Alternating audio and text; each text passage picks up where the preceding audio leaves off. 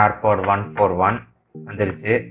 இதை வந்து இப்போ நம்ம அன்பாக்ஸ் பண்ணி பார்க்கலாம். பாக்ஸோட ஃப்ரண்ட்டில் என்ன போட்டிருக்குன்னா 24 சார்ஜ் நிற்குமாமா, அப்புறம் ஏஎஸ்ஏபி சார்ஜிங் டெக்னு ஏதோ போட்டிருக்கு, ஐடபிள்யூபி டெக்னாலஜிஸ் ஏதோ போட்டிருக்கு. சைடில் என்ன போட்டிருக்கு, ஒன் டச்சில் வாய்ஸ் அசிஸ்டன்சி கூகுள் எல்லாம் வரும், ஜஸ்ட் ப்ளே. அப்புறம் பேக் சைடு வந்து இம்பல்சிவ் ஆடியோன்னு போட்டிருக்கு, டோட்டல் ப்ளேபேக் 42 ஹவர்ஸ் போட்டிருக்கு, 6 மணி நேரம் பட்லேயும் இதுலேயும் 42 ஹவர்ஸ் போட்டிருக்கு. அப்புறம் 5 மினிட்ஸ் சார்ஜ் போட்டால் 75 மினிட்ஸ் யூஸ் பண்ணிக்கலான்னு போட்டிருக்கு. அப்புறம் குயிக் டச் கண்ட்ரோல் போட்டிருக்கு, டைப் சி, அப்புறம் மழையிலையும் தண்ணியிலையும் போட்டு யூஸ் பண்ணிக்கலாம். IPX4 ஸ்வெட் ரெசிஸ்டன்சி கொடுத்துருக்காங்க. ஐடபிள்யூபி டெக்னாலஜி ப்ளூடூத்தில் 5.0 தான் கொடுத்துருக்காங்க. இது ஒன்று தான் கொஞ்சம் இதாக இருக்குது. 5.1 கொடுத்துருக்கலாம், 5.0 கொடுத்துருக்காங்க, கொஞ்சம் ஓல்டர் வெர்ஷன். அப்புறம் கீழே பார்த்தீங்கன்னா சம்சங்கோட இதெல்லாம் போட்டு 4490 ஒன்லி.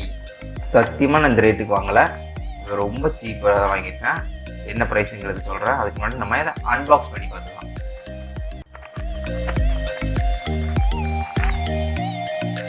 ஓகே, ஃபஸ்ட்டு உங்களை மாதிரி என்ன ஒரு விஷயம் கற்றுக்காங்க. நிறைய நீங்கள் யூஸ் பண்ணுங்க. அப்புறம் அதை மேனேஜ் கொடுத்தாங்க. இதுதான்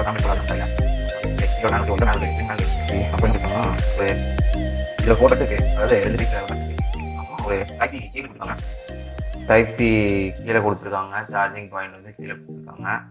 ஐடபிள்யூபி டெக்னாலஜின்னு கொடுத்துருந்தாங்களா பாக்ஸில், அது இதுதான்.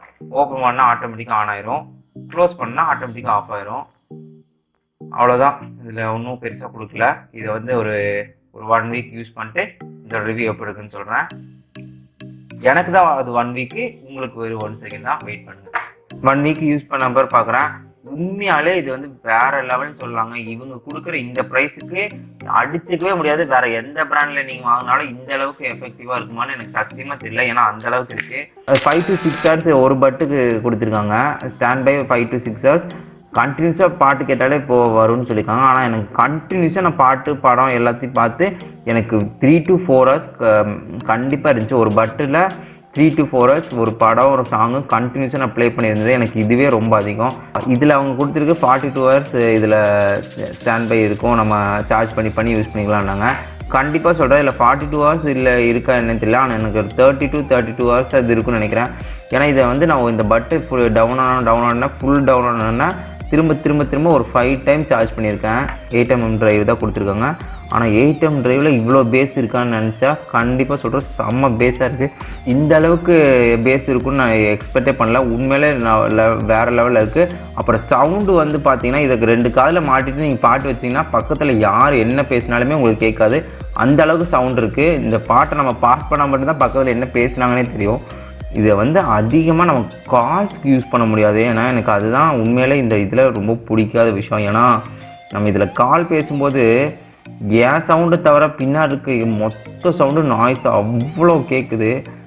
ரொம்பவே நாய்ஸாக இருக்குது.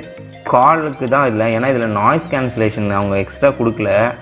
அது ஒன்று தான் எனக்கு இதில் ஒரு குறையாக இருக்குது. சரி, நம்ம கொடுக்குற ரேட்டுக்கு அவங்க இந்த ப்ரைஸுக்கு இவ்வளோ கொடுக்குறதே பெரிய விஷயம். இதில் அதையும் கொடுக்க முடியாது. ஏன்னா இதில் வாட்டர் ரெசிஸ்டன்ஸில் இருக்குது. சில வீடியோவில் பார்த்தீங்கன்னா இதை அப்படியே தண்ணிக்குள்ளே போட்டு முக்கி வச்சு அப்புறம் எடுத்து பாட்டு ப்ளே பண்ணுறாங்க. நான் இப்போ கஷ்டப்பட்டு வாங்கியிருக்கேன். அந்த மாதிரி ஒரு டெஸ்ட்டு நம்மளால் பண்ண முடியாது. இன்னும் கொஞ்ச நாள் ஆனதுக்கப்புறம் அதையும் டெஸ்ட் பண்ணி பார்த்துடலாம். வாங்கினோடனே இப்போ உள்ளே போகிறதுக்கு மனசு வர மாட்டேங்குது. அதனால தான் இது நீங்கள் வாங்கலாமா வேணாமான்னு கேட்டிங்கன்னா, எனக்கு சார்ஜிங் டைம் அதிகமாக வேணும், அதிகமாக நாள் நான் பாட்டு கேட்டே இருப்பேன், அதிகமாக யூஸ் பண்ணிட்டே இருப்பேன் அப்படின்னு தோணுச்சுன்னா கண்டிப்பாக நீங்கள் இதை வாங்கலாம். ஏன்னா சார்ஜ் இதோட மெயின் யூசேஜ் சார்ஜ் தான். இல்லை எனக்கு வந்து நல்லா பேஸாக இருக்கணும், சார்ஜ் அதிகமாக தேவையில்லை, எனக்கு கம்மியாக இருந்தாலே ஓகே அப்படிங்கும்போது உங்களுக்கு எப்படியோ அப்படி வாங்கிக்கலாம். அப்போ நீங்கள் வேறு வாங்கிக்கலாம். ஆனால் எனக்கு மெயினாக எனக்கு சார்ஜ் தாங்க வேணும். எனக்கு சார்ஜ் தான் அதிகமாக வேணும். அதனால நான் இது சார்ஜர் வாங்கியிருக்கேன். அப்புறம் இதில் பார்த்தீங்கன்னா மேக்னெட்டிங் பாருங்கள் எந்த அளவுக்கு ஸ்பீடாக இருக்குன்னு. சாரி, மாற்றி வச்சுட்டேன். இங்கே வருங்க, இப்படி வச்சோன்னா அப்படியே உள்ளே போயிடும், கரெக்டாக அதோட பிளேஸுக்கு போயிடும். அப்புறம் இதை க்ளோஸ் பண்ணிட்டீங்கன்னா சார்ஜ் ஆக ஆரம்பிச்சிடும். சார்ஜ் ஃபுல்லானா லைட்டெல்லாம் ஆஃப் ஆயிரும். திரும்ப உங்களுக்கு டக்குன்னு ஓப்பன் பண்ணோன்னா வேக்கப் ஆயிரும். அது ஓப்பன் பண்ணோன்னா கனெக்ட் ஆயிரும். உடனே உங்கள் ஃபோனில் ஸ்பாட்டில் கனெக்ட் ஆகுது. 5.0 தான் கொடுத்துருக்காங்க. இருந்தாலும் இந்த அளவுக்கு வேலை செய்யுது. ஒன்று கேம் விளையாடுறவங்களுக்கு இது கேமருக்கு செட் ஆகுமான்னு கேட்டால் ஒரு அளவுக்கு தான் செட் ஆகும். ஏன்னா லைட்டாக ஒரு லேகிங் இருக்குது. ஆனால் படம் பார்க்கும்போது சாங் கேட்கும்போதெல்லாம் எந்த லேகுமே இல்லை, சூப்பராக கேட்குது. கிளியராக கேட்குது, எந்த மிஸ்ஸிங்கும் இல்லை, அவ்வளோ இதாக இருக்குது. அதனால் இது கேமர்ஸுக்கு இது செட் ஆகாது.